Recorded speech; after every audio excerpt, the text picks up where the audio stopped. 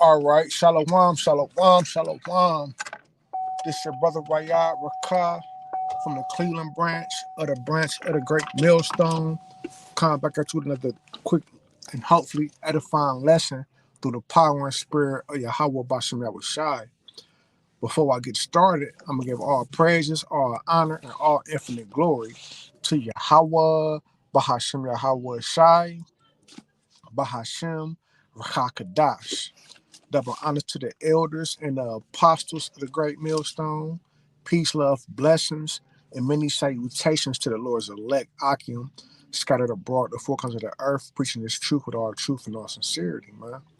Today I'm gonna come at you with something important to know because the brothers that's in the know, we already know the breakdowns, man. But you got newcomers and proselytes coming into this truth and coming across videos every day, man. So without further ado, I'm gonna get into a point that Christians make to try to say that the Son of God and God are one and the same when really you got two different entities because the scriptures and John say he was God and he was with God, but they don't have the proper understanding of the scriptures. So without further ado, let's get into it just real quick. This is the book of John, chapter 1 and verse 1. It says, "In the beginning was the Word, and the Word was with God, and the Word was God." So let's go to this precept real quick.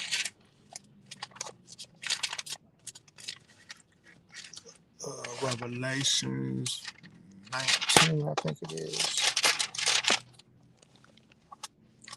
If I'm not mistaken.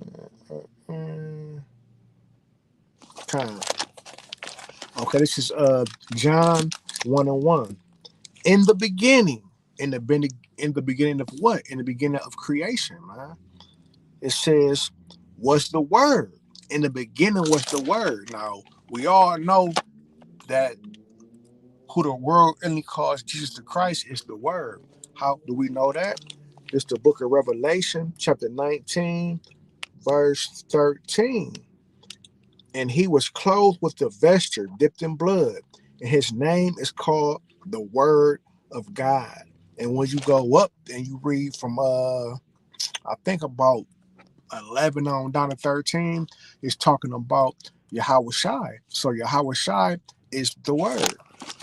So let's go back to John 1 and 1. In the beginning was the Word. In the beginning was Yahweh Shai. And the Word was with God, and the Word was God. The same was in the beginning with God, talking about Yahweh Shai. All things were made by him. Made by who? Yahweh Shai. And without him was not anything made that was made.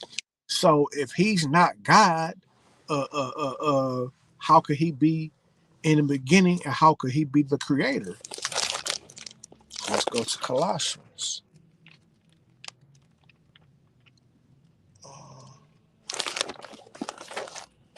Salakia, bear with me.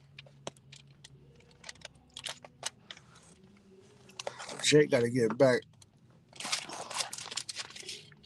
to just strictly using the scriptures and not Bible apps. Because with them Bible apps, you do get straight to the scriptures that you want.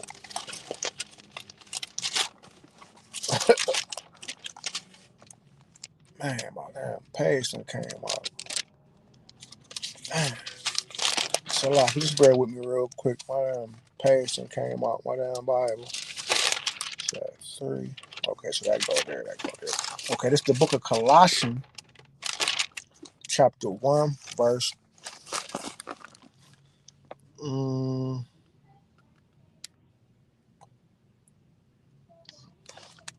12. Giving thanks unto the Father, which hath made us meet to be partakers of the inheritance of the saints in light, who have delivered us from the power of darkness, and has translated us into the kingdom of his dear Son.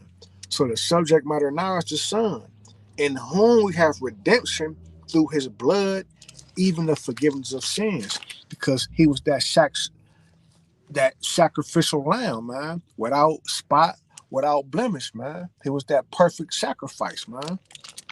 It says, who is the image of the invisible God. This is the point right here. The firstborn of every creature. The firstborn of every creature. That's why he's called the only begotten Son, because he's the only thing that the Most High Yahweh created. For by him, for by who?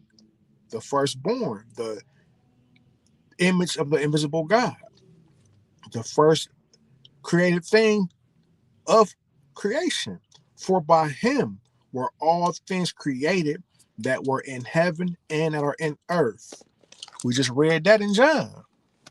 Visible and invisible, whether they be thrones or dominions or principalities or powers, all things were created by him and for him. Talking about the Son.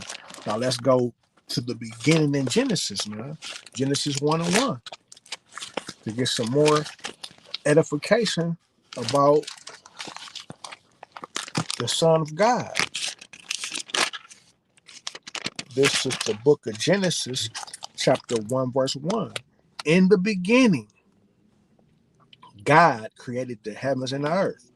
But hold on, I thought Yahweh Shah created the heavens and the earth.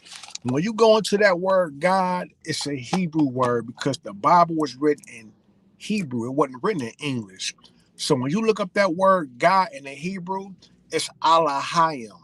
Allah just means power, ruler, judge. When you add yam to the back of a word, it makes it plural. So like brother is ak. But if you say ak yam, it makes it plural. It makes it brothers. If you say Allah, that's God. If you say Allahayam, it's gods, powers, rulers, judges, more than one. And to prove that,